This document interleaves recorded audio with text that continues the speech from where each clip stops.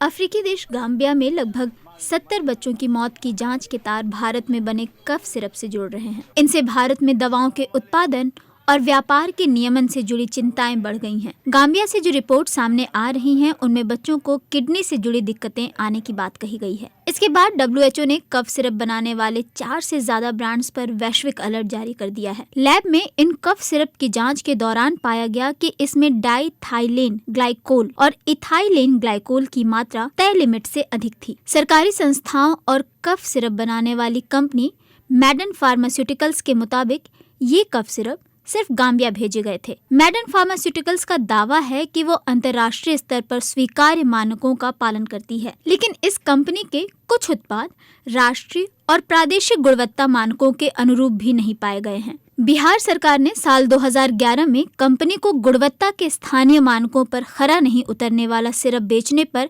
काली सूची में डाल दिया था।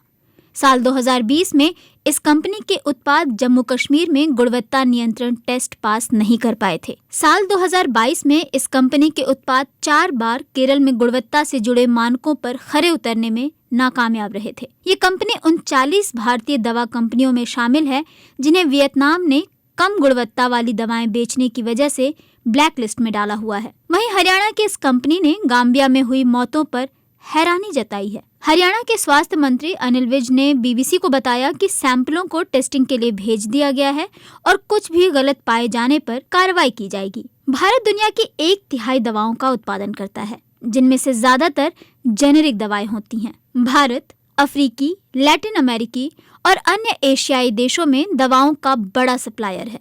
भारतीय दवाओं के प्रोडक्शन प्लांट एवं प्रक्रियाओं को गुणवत्ता नियंत्रण के कड़े नियमों का पालन करना होता है, लेकिन कई मौकों पर भारतीय कंपनियों को अपने कुछ प्लांट्स पर विदेशी नियामकों जैसे अमेरिकी खाद्य और दवा प्रशासन यानी FDA की ओर से आलोचनाओं के साथ साथ प्रतिबंधों का भी सामना करना पड़ा है। भारतीय फार्मास्यूटिकल संस्थाओं पर किए गए एक अध्ययन में शुद्धता के मानकों का पालन सुनिश्चित करने में रुचि के अभाव, लापरवाही के साथ नियमों की व्याख्या और पर्यवेक्षक संस्थाओं को कम कोष दिए जाने की ओर इशारा किया गया था। गाम्बिया में बच्चों की मौत से जुड़े मामले में भारतीय स्वास्थ्य मंत्रालय ने जांच शुरू कर दी है, लेकिन ये भी कहा है कि ये सामान्य प्रक्रिया है कि आयात करने वाला देश आयातित चीजों की गुणवत्ता जांचता है और खुद को गुणवत्ता से संतुष्ट करता है।